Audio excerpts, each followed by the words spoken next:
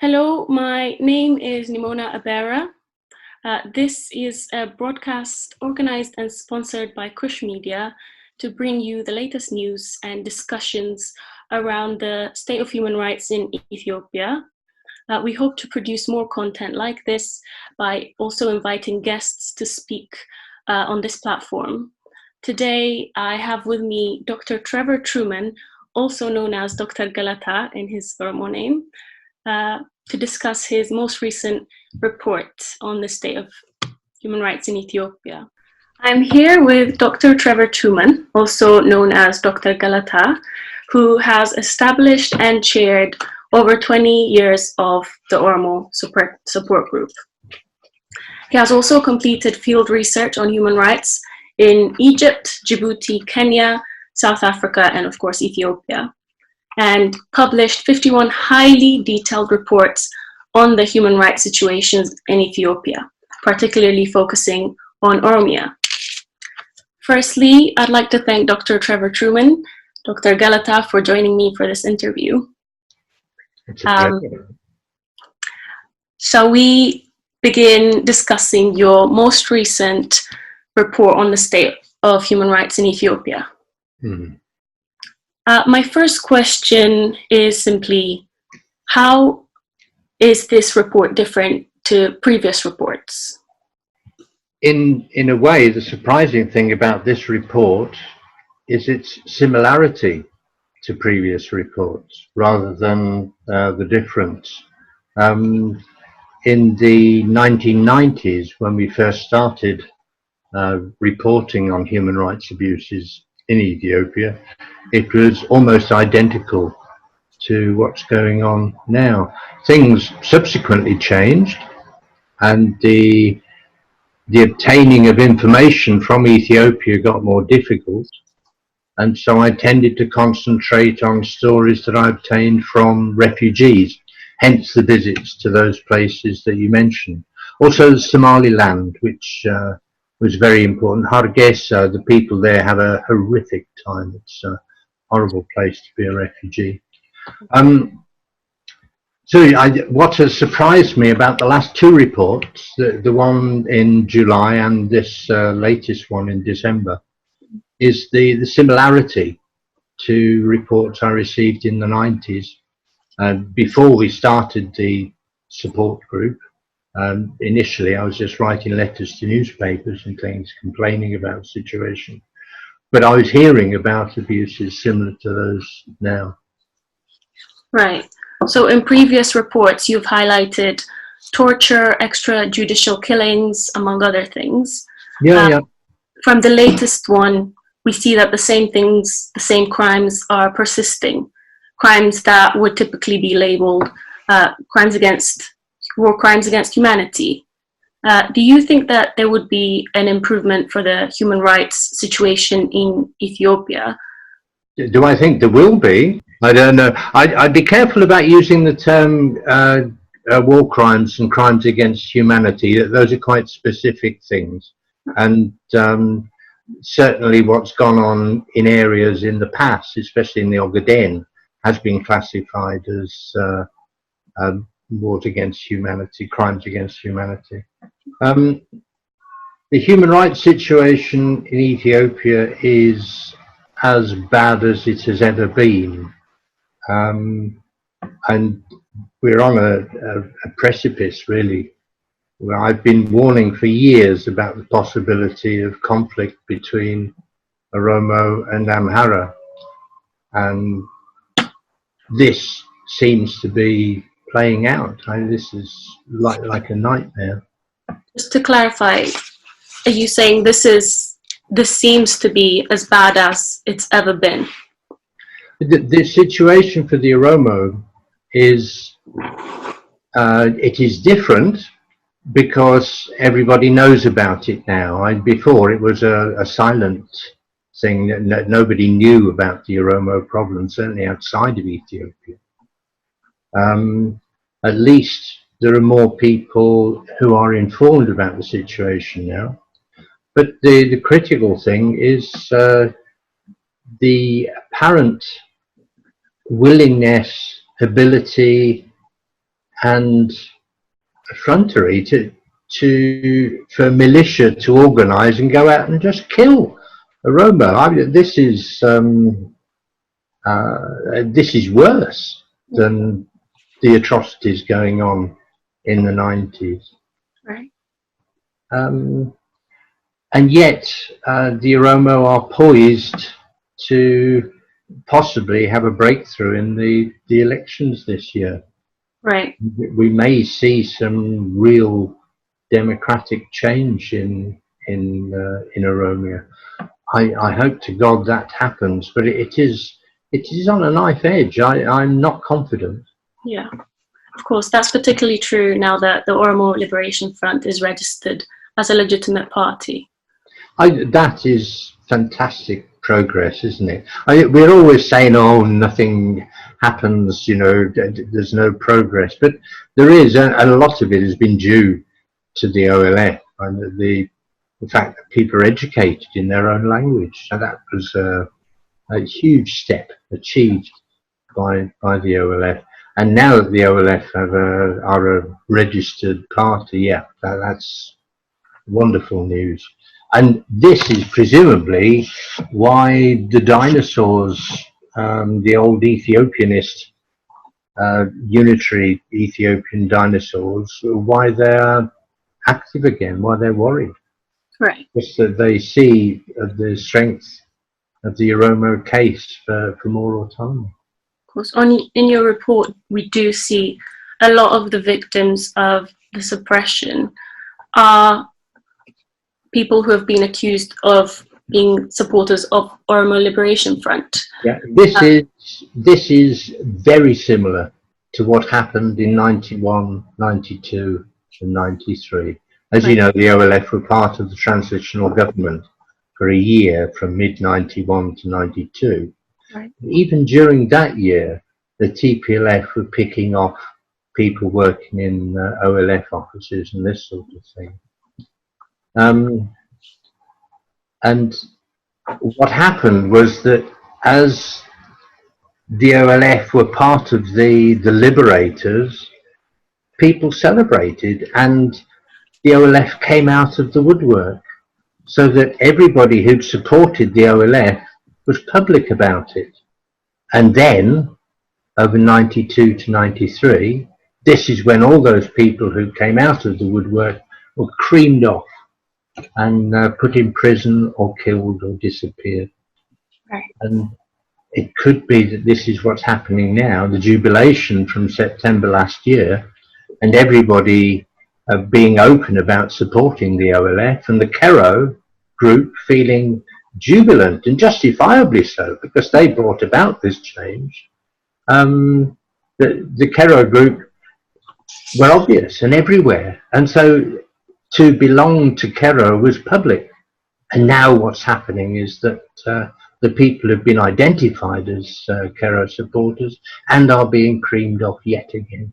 It does seem surprising. The suppression is making its way back, and even more forcefully, particularly because the Prime Minister, who claims to be an Oromo, has recently received a Nobel Peace Prize.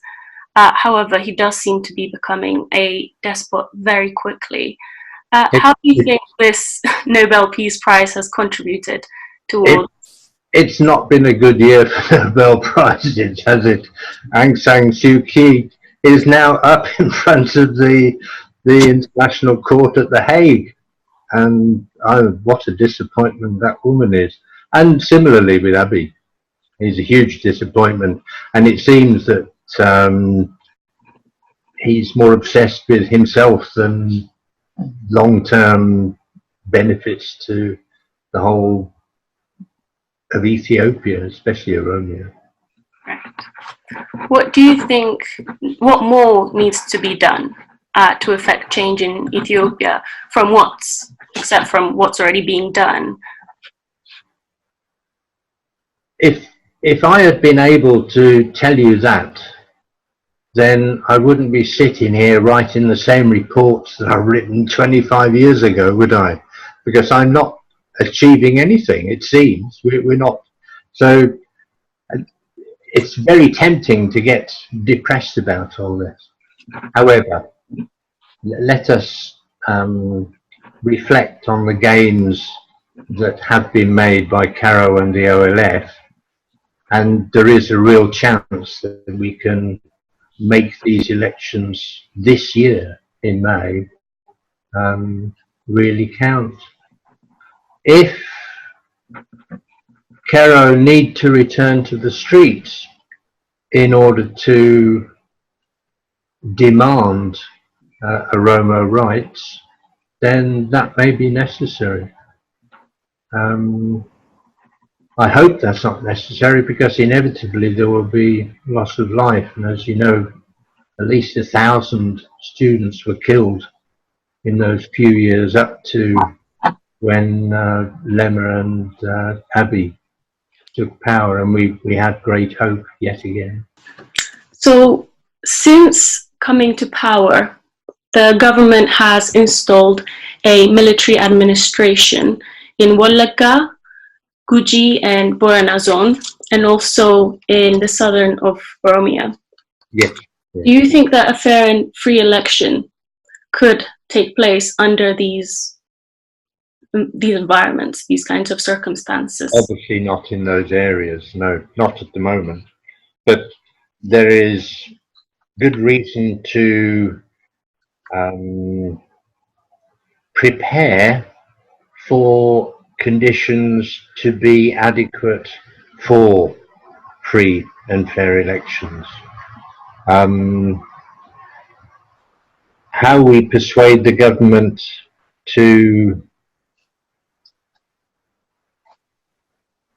end military rule in those areas, I don't know. I always thought that by bringing it to international attention, that powers that be, especially European Union countries and the USA and Canada, would lobby the Ethiopian government, but it hasn't worked so far, has it? It was amazing. Melez's Nobel, not Melez, Abiy, his Nobel Peace Prize, and it's very similar to Melez and Abiy getting a Good Governance Award in 19 whatever it was. It's so reflective of the past. Yeah, it won't be easy, especially in those areas, but we need to either, by peaceful means, make it difficult for the government if it doesn't honour its pledge for elections in May,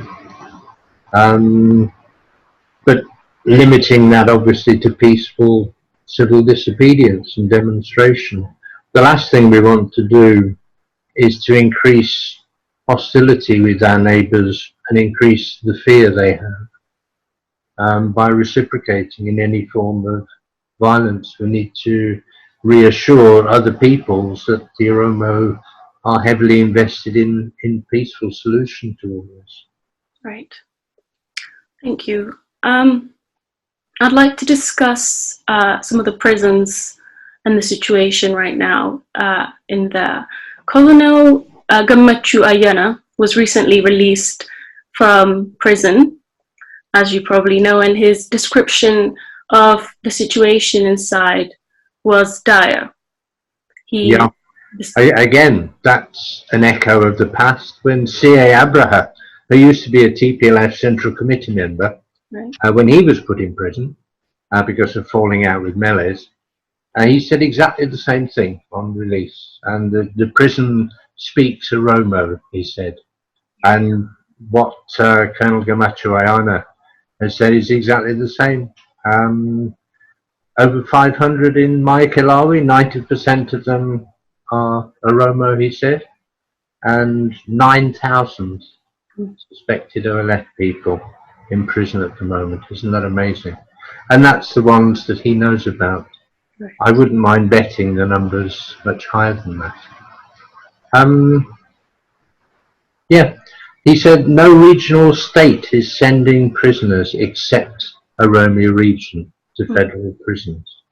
Again, this is exactly how it was in the 1990s. But we have hope that we can change this, I hope. You mentioned Megalawe. It was recently closed, well, it appeared so, but the same prison was still erected, kind of copied from apartheid South African prisons. More than 9,000 Oromos are still agonizing in this dupe prison. What do we make of this? It's the same old story, isn't it? In '92, when they made the OLF illegal and started arresting tens, scores of thousands of Oromo, and I think it was over 100,000 at one stage, which is why I think 9,000 is probably an underestimate now. Incidentally, I think it was 500 in Maekelawi, the new Maekelawi, and 9,000 overall. Right. But yep, the new Maekelawi, built next door to the old Maekelawi and modelled on South African apartheid era building. What a surprise that is. I've often likened what happens to the Oromo in Ethiopia to what happens to black people in South Africa. Right. Before Mandela was released in the elections in the 90s. Yeah. And I think it is very similar. There's a discrimination on a purely racist basis in Ethiopia. That's true. I'd like to ask you now, what do you expect or what do you advise oppositions if they win some seats following the election to improve the state of human rights in Ethiopia? Well, first of all, I'm not a person to advise anybody ruling a country because I have absolutely no experience of doing that. What I would hope for would be a real campaign like the old literacy campaign under Haile Selassie, or was it the Derg? But educating people about human rights, that's what I would like to see. So that everybody understands that it's wrong to put people in prison without due cause, that it's wrong to kill people. Governments have been demonstrating the opposite forever in Ethiopia, but let's change this and educate people about human rights and respect everybody's rights within Ethiopia equally. Following that, then what advice or what hope do you have for the media? Gosh, I'm more hopeful of the media in Ethiopia than I am of the media in the UK. The media seem to be able to slaughter whoever they like over here, politically, that is. The media have a huge responsibility in Ethiopia not to do what the Daily Mail does over here, to stimulate fear and insecurity and hostility. I'm appalled to hear that somebody on whose behalf I campaigned as part of Amnesty International for prisoners of conscience, one individual now is actually campaigning that the Kero group be branded a terrorist organization. And Kero, these are the people that changed things in Ethiopia, that actually achieved what decades of conflict hasn't done, with a democratic change in Ethiopia. And to brand them as terrorists, that's horrendous. But that is symptomatic of the problem that we're up against. Right. And to reciprocate that is the wrong way forward. We've got to reassure people. Right. The media have a huge role in doing that. Right. And as you know, the media were part of what was whipped up in 1994 in Rwanda, the genocide there. What message do you have for people, diaspora, Oromo diaspora around the world? Be confident, but don't be complacent. Be supportive. Educate the people around you about the Oromo situation. Look after everybody's rights, including the people you don't like. That's my advice.